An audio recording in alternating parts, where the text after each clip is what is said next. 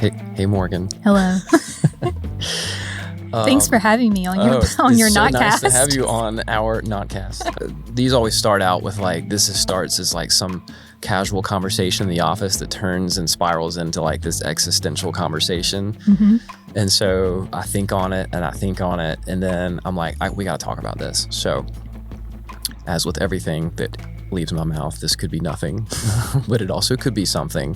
Could be. And so what I'm curious to get your thoughts on today, as the creative mastermind behind Slant's operations, is what happens when everybody looks polished, is where my head is right now. And what I mean by that, of course, is that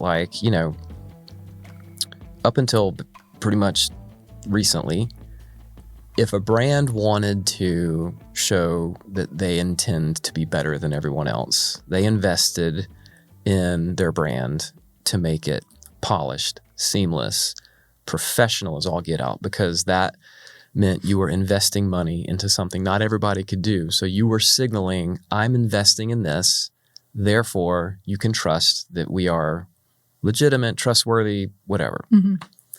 And that was kind of the way. So you could easily spot out, easily spot a brand you could trust versus, rinky-dink startup that might be great, but you don't know. And so you're going to kind of go with the one you trust. Mm-hmm. That's kind of how the big brands became what they are, right?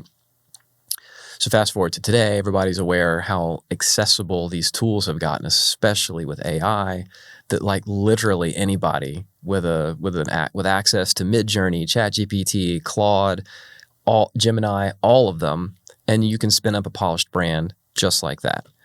And so I'm curious what that means now, because we are in the industry, and if I'm scrolling on TikTok and getting these promoted ads or whatever, I'm now even struggling to determine, is this a trustworthy brand or some drop shipper in a basement in Ethiopia, ready to steal my money? Mm-hmm.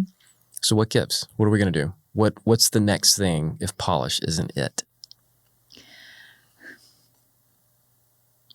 Yeah, I think we're hitting this sort of stride. We were already hitting it before AI, mm-hmm. or the rise of AI, of accessible, polished is a design. Mm-hmm. And I think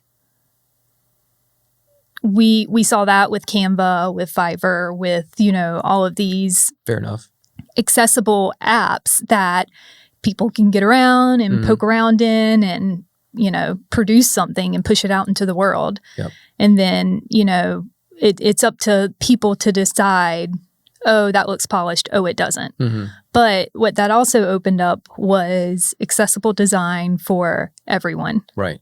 And so it almost has sort of changed how people look at design. Mm-hmm. I think people think that design is easy. Right. Ooh. People think that it's accessible, right? That anyone can do it. Mm-hmm. And I know we struggle a lot with that as an agency who's been around for 20 plus years, mm-hmm. of it's actually not that easy. Right. And at the end of the day, that's why you're coming to a professional to have it done. But what we're seeing is more and more people having access to that, thinking they can take it on themselves, it being pushed out into the world, and people almost sort of just becoming accepting, right, of this new, cheap, fast-paced design.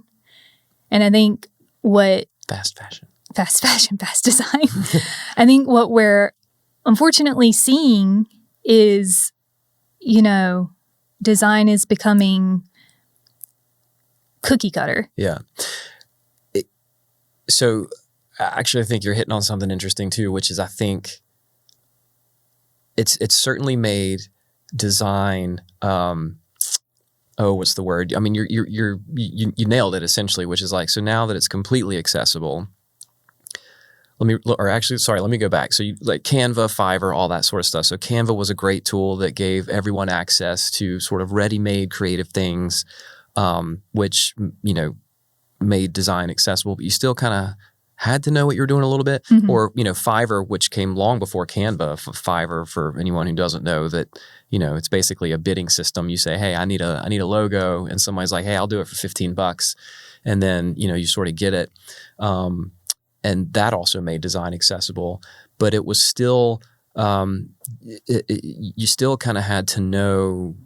It was hit or miss, right? So like if you mismanaged Canva, your design would look terrible. Or if you hired the wrong person on Fiverr, it might still look terrible. But AI has sped this up so that it spits out something that always looks professional. It always looks polished. But as you're talking about it, and I feel like what that's done is it's obviously making design, people are looking at it, and maybe we're getting to the point where it's like good design is just okay. Yeah. You follow what I'm saying? Yeah, I follow what you're saying. And it's also with the introduction of using AI to either create your design, modify, edit it, AI is operating off of what it's being told, what it's learning. Right. It's not creating new ideas. Right. So therefore, it's just another cookie cutter Design format tool. of Right. getting, and so we're still in the same sort of cycle where I think people are like, AI is revolutionary. What's the need for a designer anymore? Yeah. What's the need for a therapist? Like people are using it in these ways that they think it's replacing a human. And I know like a lot of people in the design field are scared. Like, is AI coming for my job? But that's the thing is like, at the end of the day, AI needs to be taught. Right. It doesn't create these things on its own. So it is pushing out design. Yeah. It's pushing out design that's Based already on- been created. Based on things that humans have created and all that. And like the true root of design and art and anything in that field is like creativity. Right. It's human beings' emotions. I wrote down a few notes sort of about it the other day, but like, I think at the end of the day, I said that, AI doesn't think for itself. It's been taught. It follows an algorithm. It gives you a logical response, which is great Yeah. in use cases. We've talked about it before of like, if AI is used to its full extent, it would be a great like proofing system. It's great for like It's another tool, right? personal assistant management, like it can streamline so many processes that keep humans from fully, realizing their full potential when it comes to these other categories. I'll tell you what I think is interesting about it is, kind of what you're talking about is that AI has been trained on human output, words, art, expression, all the things is what AI is trained on. And it can pick and pull just like human beings do. We get inspired by others and it can do all this great stuff. I think what I am struggling with, or what I think is the existential crisis, is that like, and actually I'll even say a hot take. I do think AI is going to take a lot of designers' jobs because I think a lot of designers are just that, just designers. They're making things look nice and look pretty. And that can now be done very easily with AI and quite effectively with AI if that's all you need. Now, what the problem is if you are a strategic designer, meaning you are trying to solve a problem, it's not like, hey, I need a flyer for a thing this weekend. AI is great for that. And that makes things very easy. But if you're, say, working on a giant annual report that's 300 pages long, and not only do you have to make layouts that are appealing and make sure all the words and the visuals and all play together nicely, but it needs to evoke a feeling and create a narrative that, people can read between the lines and try and understand, a brand's value. And, there's lots of nuance and stuff there. And to me, I'm worried that the problem that AI is going to cause, or any of these accessible tools, is that it could spit out a 300-page annual report that looks phenomenally good. And I think to an untrained person, they might look at it and be like, done, great, this is good to go. But you still need a strategic mindset to look at the output and understand, is this right for my brand? Is this good for my brand? And I'm worried that that part's going to get missed because on the outset, everything looks so great that you just assume. And I think here's the part that most people forget about is AI is not the same thing as a computer. Everybody knows computers don't make mistakes, right? AI absolutely makes mistakes because it's not the same thing. And I won't even nerd out for anybody, because I can go into the details about why they're different. But that's the other thing is I think I'm a little worried that everyone's gotten so trusting of AI that it's just like, well, this is what AI said we should do for our marketing plan, so it must be right. And the thing is it might be 99% right, but I'm worried that people are going to lose the ability to determine if it's right. Yeah. And so to finish that point, the bigger question is, oh gosh, what's going to happen to agencies? That's not even what I'm talking about. I'm going further down the line as in like, so what is a brand to do if everyone looks and sounds the same now? Mm-hmm. And we've always in the past have been like, well, you got to stand out. You still have to stand out, but how do you stand out when everybody looks great? And I have thoughts, but I'm curious your thoughts. Yeah. Pull out your crystal ball. I know. Yeah. I've also written down thoughts about that as well, in terms of, we've talked about what makes design like unique. Mm-hmm. Like it all comes down to the person, the company, the brand. Like everyone has a unique story to tell. And I think people get afraid to tell that story. I agree. Or they think, oh, because this competitor is telling it and showing it that way, that's got to be the right way. So we've got to do that as well. I think I've made a note to myself that I think along with like accessible, fast design, we've also sort of have started to see that people are getting pigeonholed into almost like hand-holding design. What do you mean? I don't get it. So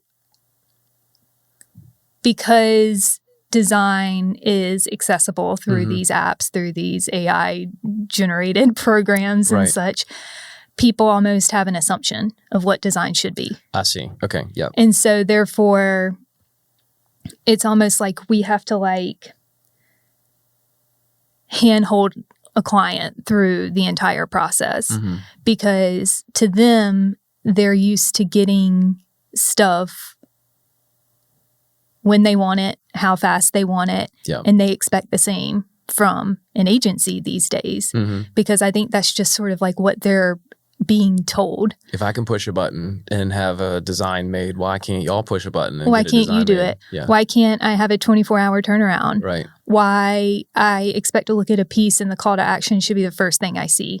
And it's that consumer mindset of at the end of the day, this is where you sort of have like, I think the ethos of like two different people or two different sort of companies of one's out here to sell and, get what they need, move on, make their money. Yeah. And then the other is here to stand behind their product, to stand behind their brand. They're doing this for a reason, and so we balance those two every day now. Yep. And so what we're seeing is that those that are already expecting, higher ROIs and, all these terms that they've been taught to use, is that the only way that's going to happen is through rapid fire, easy design. Easy, quick.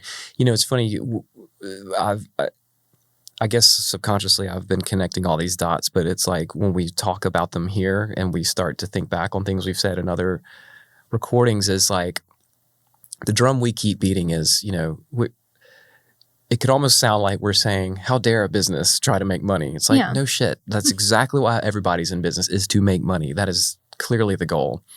I think the difference is the drum that we keep beating, and what this is kind of circling around again as well, is you're right. There's two ways, right? It's like immediate return on investment. I want to show, a 10%, 20% return this quarter. And the best way to do that is lower costs so that we can have higher margins on our services, products, whatever it is. And the result of that is what you're talking about. It's like we're going to put very little effort into what that means for our brand because it's all about the immediate and the now.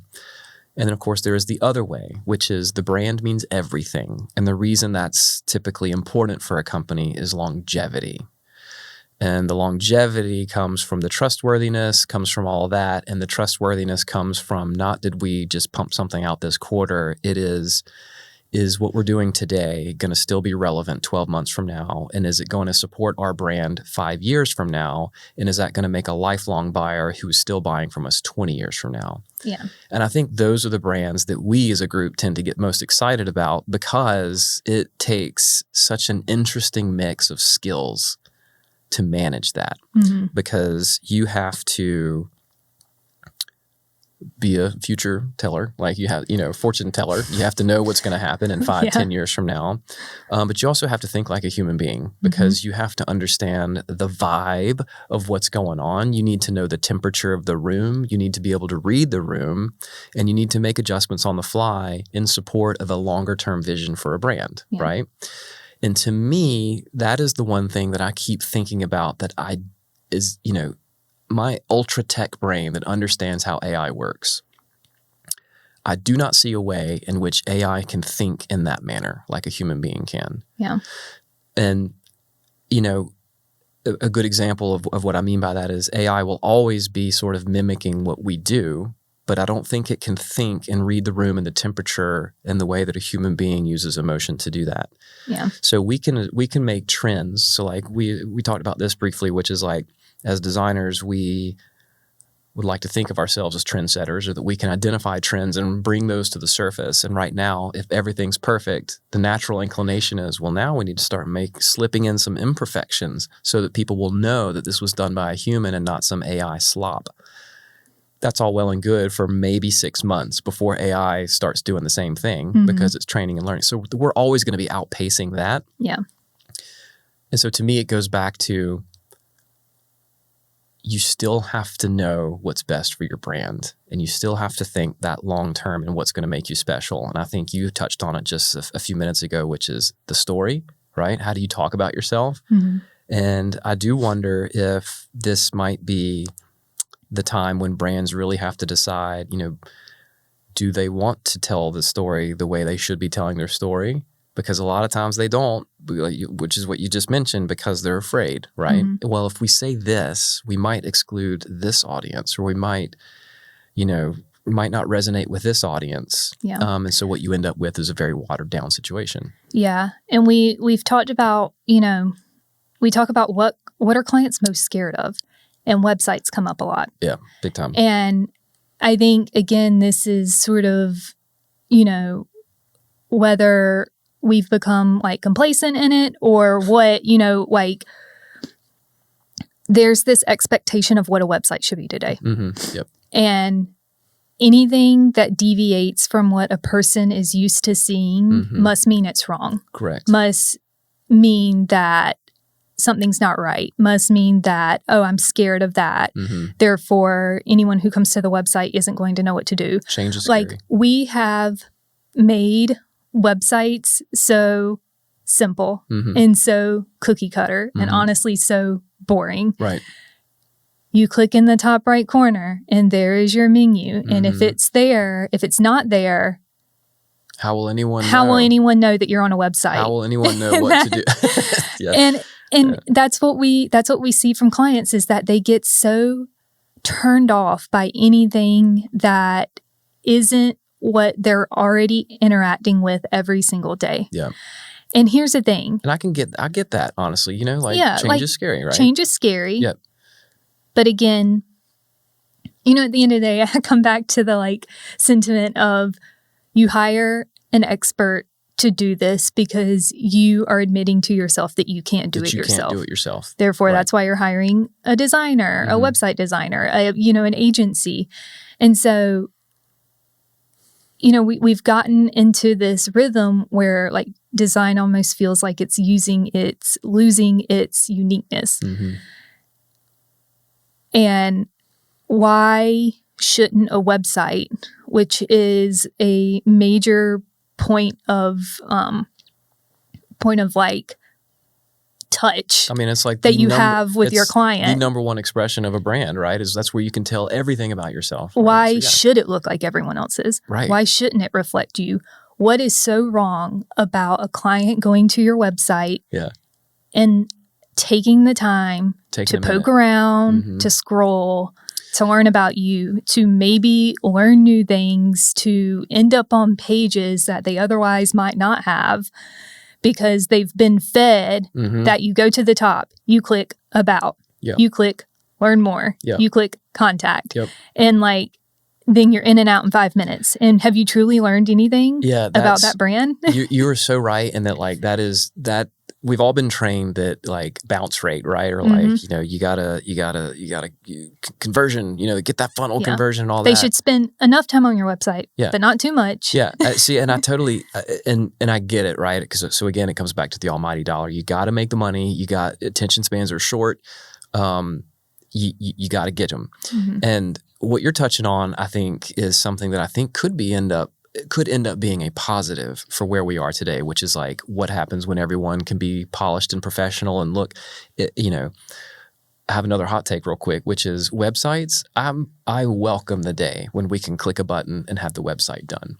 So, because websites are so scary to a client and it is a huge undertaking and it could be overwhelming.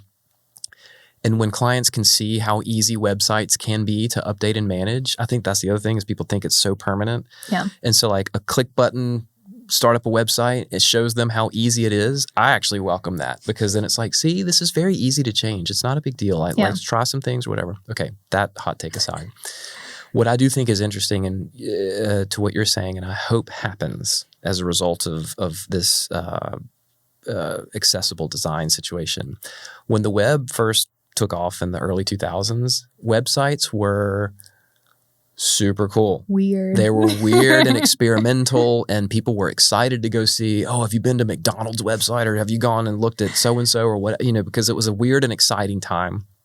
And then, of course, the web matured. We all settled in on, this sort of standard operating procedure of menu top left or, menu up here and logo top left and blah, blah, blah, blah, blah, blah, blah. And so I do wonder if we're going to see a shift, maybe go back to let's create our own little space because, then you can get weird and creative again. And that's one way of differentiating yourself. And I also think that there was with the rise of the networks, the social networks, that are basically now all one network, Meta, but Facebook, Instagram, LinkedIn, all these other platforms that people were rushing to put their business there. Quickly found out that if you tie your business operations or sales, techniques or whatever to a third-party platform, you're in deep shit if they change anything about the way they operate. The one place on the web you have total control is your space on the web.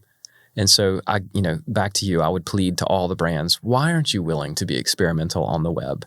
Yeah. It's cheap, it's fast, it's easy to do, and you have total control over that space. Yeah. I think that would be incredible if we saw a swing going back that way. Bring on the weird 2000s. Yeah, we've talked about how clients have almost sort of they know they need a website. They know it's important, but such of a focus is being put on social media. And we deal with it every day. Guess what? Meta decided to just change this overnight. And guess what? You weren't warned. Yep. You weren't told it was going to happen. Now you've got to figure it out and you're scrambling. And now, God forbid, your feed looks off or your algorithm is constantly changing. Yeah. Therefore, are you getting served up to who you have determined your customers should be? It's chasing the algorithm. It's the worst. It is. And it's like you said, it's you don't own that space. You're at the mercy of the meta lords, right? The meta lords to do whatever they want. And I think we've gotten into a swing of things where clients are putting so much focus on the social media aspect of things. And if we're not getting the interaction there, then we're not reaching the people we're supposed to be. And it's almost like so much of a focus is being put on who are we to the social world versus who are we? Who do we want to be? Companies are completely bending the way they talk about themselves to manipulate an algorithm kind of thing. And so again, that goes back to they're afraid to tell the story the way it needs to be told. Yeah. Right? And so how exciting would it be if, so here's an interesting, like we tie it all together, right? So like we just talked about AI is terrible, right? It makes it generates, it makes design cheap and easy or whatever. But like again, with the right hands, that is a powerful thing. So like if we could say, brands, pay attention, everybody looks and sounds the same. Let's go back to getting weird and creative in your own space and see what works. And now that we have AI to help us rapidly iterate through that and find out what might work and what doesn't work, we could really do some incredible things together. Yeah. Because I just think that would be awesome. Because imagine if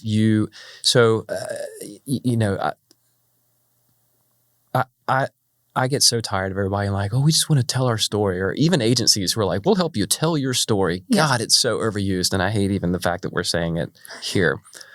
All right, so maybe we'll find another word for it. But in other words, what we're saying is it's like, I do think in the age of polish, the way you talk about yourself is going to be even more important. And it's not about sharing your story. It's like literally explaining in a way that resonates with audiences, that you actually have a perspective, you have a stance, or you have a reason why you're doing what you're doing, and it's not because you want to make money. Yeah. Yes, everybody wants to make money, but the consumers don't give a crap about that.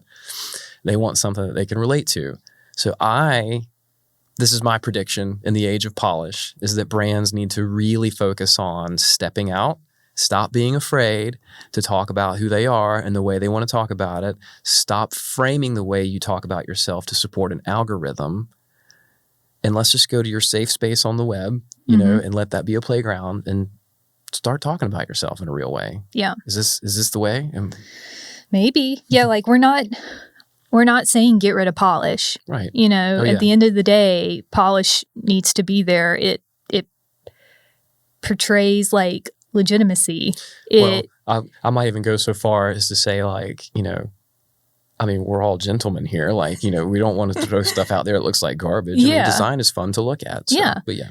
But that's like, there needs to be a resurgence of design's great. It's useful. It's here to help communicate. It's here to help point you in the right direction. Yes. It doesn't all need to look the same. No. Like, why shouldn't we get back into the swing? If you look at design from the 60s and 70s, it wasn't cookie cutter. And it still got the point across, and people had fun doing it. Yeah. And brands were able to like craft their own vision and portray themselves in the way that they wanted to. And I think it's, we can hope for this all day long, but the end of the day, the clients are the ones that have to get behind it. They have to be okay to step out of the gingerbread house that they've built themselves and be okay with the fact that it's okay to look different than someone. It's okay to have a completely different user interface when it comes to your website, when it comes to your packaging, And I think that's what we're getting at, which is it's going to be even harder for clients to visualize that when they're relying on AI tools that are spitting out what AI believes is what we all want, which is, the same. So again, to push the point even further, it's like, this is not an AI bad situation. Yeah. AI is great. AI tools, anything that makes design accessible, in my opinion, is a great tool. But just that, it's a tool. You cannot lean solely on that if you want to be different. At the end of the day, not everyone should be operating AI. If you're going to it and you have a clear idea of what you want, at the end of the day, you're still a human that is determining the output. Yeah. and you have to know how to curate. You still gotta have to have taste. You have to have the right. And taste, arguably it's not about knowing what looks good. Taste is about knowing what looks good or works right for this particular scenario. And you got to know your story. You still have to know all that stuff. And that's great if you do. And if you do, then AI is going to be your best friend because you can curate it and you can encourage it and push it in different directions. And you can take the best of all that and put it together. And it is phenomenal for that. If you don't know how to do that or you don't feel comfortable doing that, then AI is going to make you disappear, unfortunately. I also have another prediction, though, that I wonder if there's going to be this really weird dark period for the next 6 months where all the hideous things come back of Comic Sans, because AI has learned that Comic Sans is a total joke. So it's never going to put AI in an ad, but human beings would be like, you know what? I haven't seen Comic Sans and we're going to use it ironically. And the next thing you know, all the horrible 90s trends are going to come back for a hot second. And you know what? We're just going to have to grin and bear it. We'll just have to grin and bear it. We see it with Gradient's made a comeback. I'm just saying. Yeah. And we made them cool in a way. So we see it with fashion. Low-rise jeans. Yep. Oh God. Why? I can't. Why? Yeah. I'm sticking, slim fit for life, baby. But yeah, I think, we talked about it at the beginning, but I think at the end of the day, AI is never going to truly be able to replicate human behavior and decisions. If you think about the human brain. Yes. There's a lot of weird stuff going on in there. A lot of weird stuff in there. We're learning new stuff about it every day. Yeah. We don't know its full capability. Also true. And, we talked about can AI make a decision that a human would? Mm-hmm. Does it have that those reasoning skills? And I don't know if it does, because humans are such complex creatures that I think as an individual being, you still get surprised by yourself every single day. Yes. Your brain has the ability to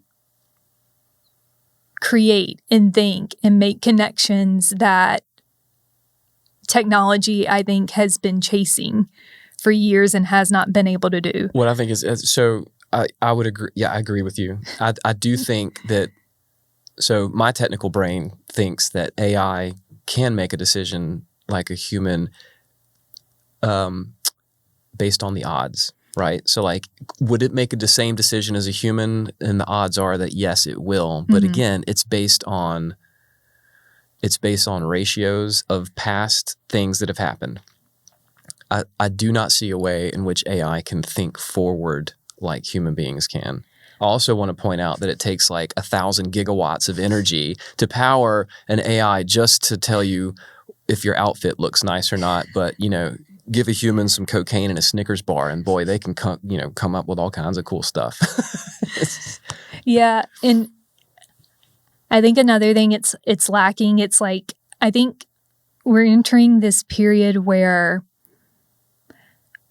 we've been raised and we've been taught on the fact that the internet is all knowing. It's smarter than you. Therefore, that's why we see so many people still to this day get involved in scams and catfishing, and because you're told this thing is smarter than you, so why don't you listen to it? Yeah.